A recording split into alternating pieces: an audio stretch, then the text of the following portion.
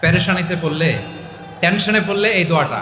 প্রিয় ভাইয়েরা, বিষ্ণু ইসলাম যখন খুব বিপদে পড়তেন, দুশ্চিন্তা ওনাকে ঘিরে ধরতো, উনি পড়তেন ইয়া হাইয়ু ইয়া কাইয়ুম বিরহমাতিকা আস্তাগীথ, ইয়া হাইয়ু ইয়া কাইয়ুম বিরহমাতিকা আস্তাগীথ, ইয়া হাইয়ু ইয়া কাইয়ুম, হে শাশ্বত অবিনশ্বর, হে চিরঞ্জীব, বিরহমাতিকা আস্তাগীথ, তোমার রহমতের উসিলায় তোমার কাছে ফরিয়াদ করি। এটা পড়তেন।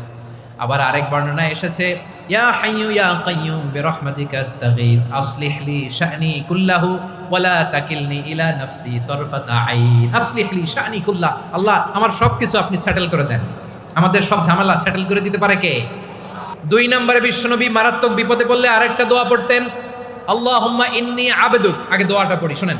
আল্লাহুম্মা ইন্নী আবদুক ওয়া ইবনু আবদিক ওয়া ইবনু আমাতিক নাসিয়াতি বিয়াদিক মাদিন ফিয়া হুকমুক আদলুন ফিয়া কাদাউক আসআলুকা বিকুল্লি ইসমিন হুয়া লাক সাম্মাইতা বিহি নাফসাক আও আনসালতাহু ফি কিতাবিক আও আল্লামতাহু আহাদাম মিন খালকিক আও ইস্তা'সারতা বিহি ফি ইলমিল গায়বি ইনদাক আন তাজআলাল কুরআনা রাবিআ কলবি ওয়া নূরা সাদরি ওয়া জালাআ হুজনি ওয়া যাহাবা হাম্মি। সুবহানাল্লাহ পড়েন।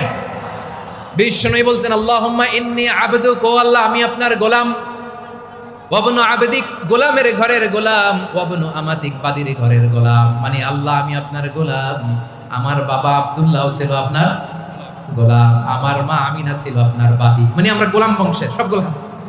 নিজেরা এর চেয়ে আর ছোট করে আল্লাহর কাছে উপস্থাপন করা যায় আমার ভাইরা? কথা কি বুঝতেছেন?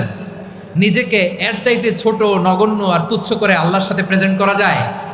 বিশ্বনবী বললেন ও আল্লাহ আমি আপনার গোলাম, গোলামের ঘরের গোলাম, দাসীর ঘরের গোলাম, নাসিয়াতি বিয়াদিক, আমার মাথার চুলের ছুটি আপনার হাতের মুঠোয়, আপনি ডানে টান দিলে আমি ডানে যেতে বাধ্য, আপনি বাঁয়ে টান দিলে বাঁয়ে যেতে বাধ্য। সুবহানাল্লাহ বলেন।